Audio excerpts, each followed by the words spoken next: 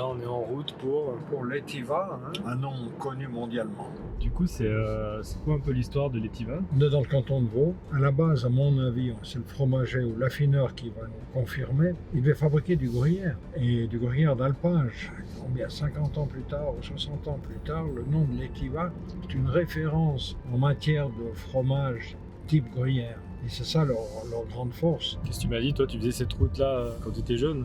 À l'école hôtelière, je faisais un stage à Châteaudet d'abord, et après Gstad. Et quand j'avais 2 jours de congé, je prenais cette route pour rentrer chez moi. C'est une expérience en pleine nature, dans la montagne. Et chaque fois, je traversais le village de l'Etiva. Donc, ce nom de l'Etiva, moi, je le connais depuis les années 60. Et c'est la première fois que je rencontre le directeur qui va nous parler un petit peu de ce fromage et de cette belle histoire. Et ça, c'est quand même une belle référence. Par contre, Louis San a raison, tu conduis sport. Hein.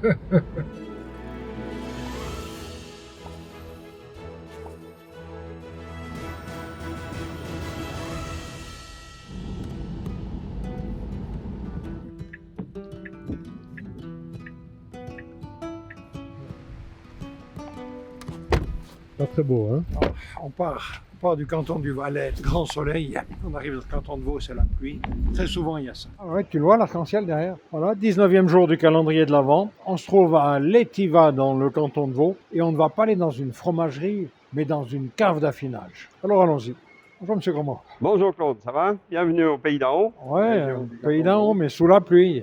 Ouais, de temps en temps, il faut pour arroser les pâturages. Voici ici dans l'entrée des caves de l'Etiva. Ce bâtiment, cette partie a été construite en 2012. C'est la dernière construction qui a eu lieu. Ah, c'est récent. Le début de l'histoire des caves, c'est 1934 que les paysans de la région se sont unis pour faire une coopérative pour commercialiser leur fromage. Mais qu'est-ce qu'ils faisaient avant? Alors, bien entendu, il ne s'appelait pas l'Etiva à l'époque. C'était un fromage à pâte dure dans la famille des gruyères, ça il faut reconnaître. Hein. C'était fait à l'alpage seulement. La détermination du mot l'Etiva n'est pas si vieille, c'est 1986. Et ils le fabriquaient à l'identique d'un gruyère. Alors voilà, le procédé de fabrication, il a des spécificités. Aujourd'hui, dans le cahier des charges, c'est feu de bois direct. C'est pas une chaudière à vapeur chauffée au bois puis qui fait de la vapeur. Hein. C'est vraiment direct. La particularité, c'est que chacun doit produire son lait. C'est-à-dire qu'il ne peut pas se réunir 3 chalets pour faire une jolie locale. C'est chacun fait sa production d'1, 2, 3, 4 pièces. Ça dépend de la grosseur de son troupeau. Et donc, ce qui donne 70 producteurs actuellement et qui donne 70 définitions différentes avec des subtilités et de goûts différentes. Et ce qui est la force d'un produit au lait cru. Mais tu me disais chauffage direct. Pour le gruyère, c'est pas aussi comme ça? Alors, il y a une partie qui sont plutôt en chaudière à vapeur. Tandis que vous, c'est obligation. C'est obligation, feu de bois direct, ouais. Et tu penses que ça a une influence sur le goût du fromage? Alors, le goût, oui, parce qu'on peut le voir en cave. Selon que le chalet est plus ou moins bien ventilé, on a des producteurs où on sent plus le goût de fumée que d'autres. Donc aujourd'hui, tu as 70 producteurs. 70 producteurs, oui.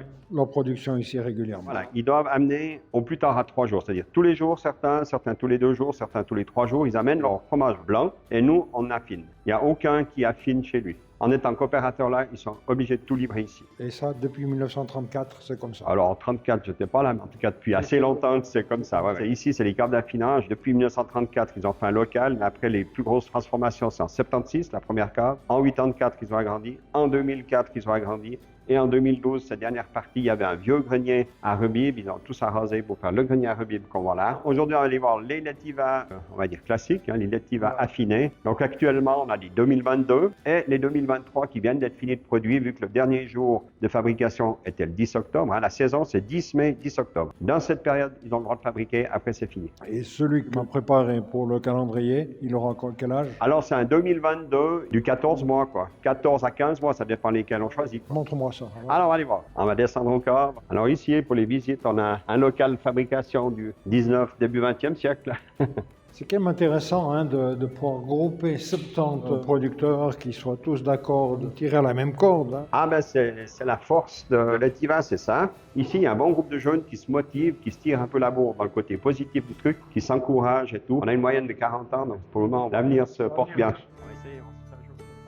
Voilà, ici on a tous nos producteurs qui sont alignés. Donc c'est tous des fromages de cette saison 2023. On a commencé à commercialiser au 1er octobre parce que c'est 135 jours minimum d'affinage pour l'Etiva. Mais là, il est encore très doux, vraiment, c'est le début. Gustativement, tu vois de grandes différences entre les différents producteurs? Oui, alors, c'est ça qui est bien, c'est qu'on a des produits, mais il y a un goût de base, comme je dis toujours, un goût de base Etiva, ils l'ont tous. Puis après, il y a des définitions différentes parce que l'altitude, plutôt au nord, plutôt au sud, la composition florale, elle est différente. Les vaches allemandes va changer aussi la nature du lait. Après, on a aussi 70 fromagers qui ont leur manière de faire, qui aura plus de pâte. C'est ça qui est là, le point fort. Moi, je retiendrai toujours, il s'appelait Georges Rim. Le premier jour d'apprentissage, il donnait les cours à Grangeneuve, puis il avait dit, messieurs, venez ici pour apprendre à fromager. Faire du fromage, c'est une recette de cuisine facile, n'importe qui peut le faire.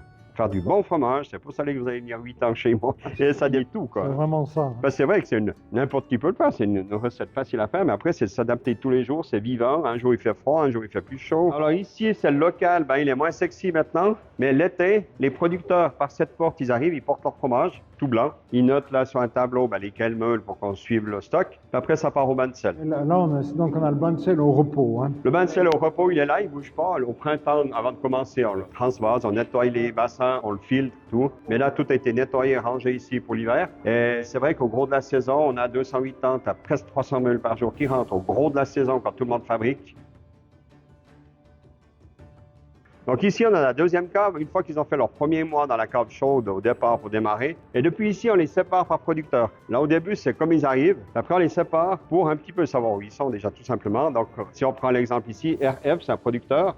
Il a la meule 46 à 90 ici parce qu'on a 45 par pas. Comme ça, à mesure, durant l'été, quand on est là, si on n'a pas la 90, c'est qu'on a un problème, c'est qu'il y en a un qui a été interverti et tout. C'est de maintenir à mesure en vue de la pesée qu'on va faire les premiers jours de novembre. C'est-à-dire la pesée, c'est au moment important pour le producteur fromager. C'est qu'on prend toutes ces meules, on les aligne là sur des palettes, 150, 200, 300 meules. Je les ausculte toutes pour savoir si elles sont bien, si on entend un petit résonnement, s'il y en a une qui résonne ou bien pas. Hein. Puis là, si on a un doute, on fait un sondage. S'il y a une lainure, on la met de côté. Ouais, quand ils sont l'un sur l'autre, c'est mieux. Là, ça résonne un peu, mais...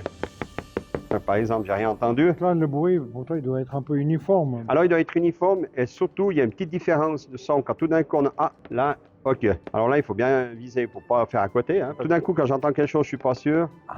Je sonde. Et puis, s'il a une lainure, soit il prend pour lui, le producteur, il a le droit à prendre une partie, soit il est déclassé en 1B. C'est pas un gros déclassement, mais... C'est pas un petit peu pour éviter, mais c'est tout à l'oreille. On n'a pas d'autre système. Tu entends un bruit qui est suspect, comment ça? Bon, ici, c'est difficile parce que comme c'est vide dessous, la caisse résonance, c'est pas la même chose. Donc, c'est automatiquement que c'est pas la même chose. Mais quand ils sont l'un sur l'autre, on fait vraiment à plat. Puis là, c'est régulier. Puis alors là, direct. Mais là, je vais peut-être faire l'exercice de tapoter un peu. Alors là, ça résonne bien quand ils sont l'un sur l'autre. C'est ça qui est pratique. On met comme ça. Puis là, alors ça, je fais à la pesée tous les fromages de chaque côté. Donc, c'est environ 15 à 20 coups, fois 2, fois 12 000 meules. Je laisse faire combien de coups ça fait, quoi. Des deux côtés du fromage. Des deux côtés, oui. Oh, l'année passée, à la fin, j'avais un peu une tendinite quand même. Mais qu'est-ce qu'il y a comme problème qui peuvent surgir? Alors, ce qu'on trouve là, c'est la lainure. Mais comme on est en fabrication artisanale, des fois, c'est aussi ce qu'on appelle une éraillure. C'est un problème de pressage, pas super bien malaxé. Du moment que ça touche pas le goût, c'est pas un gros défaut. Il faut bien se mettre dans l'idée. Moi, je tape. S'il y en a une là, puis que je tape là et là, souvent, comment je fais passer à côté, quoi. Tout à fait, mais quand même, il y a quand même un contrôle qui est... Il y a quand même un contrôle, elles passent toutes, mais ouais, ça, c'est un gros job, quoi. La taille n'est pas imposée. La taille n'est pas imposée parce que justement, c'est pas comme dans une laiterie, on égalise. Oui. Là, tu as dans le lait, un jour, tu as 550, t'en fais deux. On n'a pas le moule comme en fromagerie classique, puis qu'on presse toujours la même chose. Alors, c'est pour ça qu'il y a des différences, et là, on ne peut pas sanctionner parce que c'est la spécificité de l'alpage, c'est vraiment la production de tous les jours, quoi. Tu as des poids différents. Des poids différents, alors... Ça se situe en 18 et 28 kilos, 30 quelquefois au début de saison. Et tu as des clients qui te commandent un producteur spécifique? Alors, pratiquement tous, les acheteurs, ils viennent, puis ils choisissent leur lot. Ils ont en principe leur lot assez habituel. Moi, j'aime bien celui-ci, celui-là. Ils goûtent, ils disent 50 de celui-là, 80 de celui-là, 20 de celui-là. Toutes les appellations, c'est un peu comme le vin. Tel domaine ou tel domaine. C'est un peu la force aussi, parce que la grande quantité et tout ça, il y en a des autres qui font. Nous, là, on a vraiment une petite quantité. On tourne entre 450 et 460 tonnes annuelles. Ouais. C'est très, très petit, hein, comparé à des autres fromages. Si petite quantité est connue dans le monde entier, c'est quand même un exploit. Alors, c'est un exploit qui a été fait avec mes prédécesseurs et tout. Et puis, c'est vrai qu'il y a longtemps qu'on connaît l'Etiva et puis qu'il y a une force là-dessus, quoi. En 2025, on aura les 25 ans de l'AOP. Il ne faut pas oublier que la première AOP fromagère suisse, c'est l'Etiva. C'est le premier qui a obtenu l'AOP suisse. Avant les autres? Avant les autres, oui, avant le gruyère. Alors nous, on a aussi une petite spécialité à l'intérieur de l'Etiva, c'est qu'on a, ce qui est écrit en vert, c'est le l'Etiva bio. Alors la différence, c'est que c'est des exploitations qui sont toute l'année enregistrées et reconnues au niveau bio suisse. La ferme est référencée bio et c'est pour ça qu'il y a une gamme qui s'était faite là. On va goûter celui-ci. Donc ça, c'est du 2022, début de la saison. Donc là, il a bien ses 14 à 15 mois. Au toucher, on sent qu'il y a déjà une belle pâte. Au moment où tu avales, l'explosion de Évident. saveur. Après 5-6 secondes, là, les gens souvent ils n'arrivent pas à déterminer, puis c'est la petite touche de fumée. Ici, elle n'est pas évidente. Alors là, je mets de la colle. Je mets un petit peu de colle, c'est de la colle alimentaire. C'est juste pour bien boucher de l'air qui passe où j'ai fait la sonde. Faut pas que ça moisisse. Donc ça vient transparent après, ça se voit plus. Je vais te faire goûter celui-là, qui pourrait être dans la sélection. Celui-là, il a une super pâte. Ah ouais, il est très aromatique, celui-là. L'autre était quand même très équilibré. Lui, il te surprend de temps en temps un petit peu. C'est deux belles choses. Hein. Voilà, on est... Il est fumé. Là, il y a un peu plus, hein. Au moment où tu avales. C'est très très bon. Un petit peu saucisson, mais... Mais oui, tu as les saucissons fumés. Justement, ces chalets qui sont plus ou moins bien aérés, où la fumée influence plus sur le lait que d'autres. Ça, c'est un café 20 points aussi l'année passée. C'est plaisant aussi. C'est plaisant. Il y a une différence hein, avec... C'est fou. Hein. Il n'y en a pas deux les mêmes, hein. Ah, les deux derniers ici sont un jour et la nuit. J'ai craqué sur l'avant, le fumé, c'est incroyable. Le meilleur compagnon du fromager, je dis toujours, il y a des choses qu'on est content que ça a été robotisé. Et l'avantage, il fait exactement le même travail que le fromager, c'est-à-dire prendre le fromage, le tourner, il faut que la surface sèche soit sur la planche propre. Et il le mouille autour, c'est-à-dire il frotte. Et l'avantage du robot, c'est qu'il ne s'arrête pas. Il peut bosser la nuit, il peut bosser le week-end. Et il va AOP alpage. Donc pour la visibilité, la traçabilité, c'est que les fabricants qui ont cette marque. Chaque meule a un numéro. En l'information, c'est marqué Letiva, c'est marqué SJD-86, c'est le producteur, et puis le numéro 85. Par exemple, là, on voit, c'est le producteur 12, et c'est la 137e pièce qui a été fabriquée l'été 2022. Là, ça fait plus de 2 heures qu'on parcourt la cave avec Philippe, qu'on cherche, qu'on déguste pour vraiment déterminer pour vous quel sera le meilleur fromage. Et à mon avis, je suis sûr qu'on est tombé sur une pépite avec ce fromage. Pourquoi? Parce qu'on a un fromage de Letiva, mais un fromage Letiva qui a un arrière-goût fumé, comme si le fromage avait été fumé, et c'est pas le cas. Pourquoi on a ça? Justement, dans l'Etiva, comme le feu de bois direct est obligatoire, il y a un feu qui brûle, il fait de la fumée, et selon comment la cheminée elle tire, des fois la fumée elle est un peu stagnante ou pas, et puis le lait il tire un peu plus ce goût de fumée ou pas pendant la fabrication. Donc il y a quelques lots qui expriment un peu plus ce goût de fumée qu'on a en fin de bouche. Qu'on a en bouche après, vous goûterez, c'est 5, 6, 7 secondes, il y a un goût qui arrive, et souvent les gens qui n'ont pas l'habitude ils disent, je sais pas ce que c'est, ben oui, on aime bien mettre un nom sur un goût, ben seulement cette touche de fumée que vous allez pouvoir déguster. Une petite restriction, c'est qu'il y a très peu de pièces de fromage. Alors quand je vous ai dit qu'on a passé 2 heures à choisir, c'est pas vrai. On a passé 1 heure à choisir, j'ai passé 1 heure à parlementer avec Philippe pour qu'il soit d'accord de me libérer ces fromages fumés. Alors, c'est top, je te remercie, le marché conclu. Merci Philippe. Voilà, je sors d'une magnifique découverte, alors maintenant en route pour le 20e jour.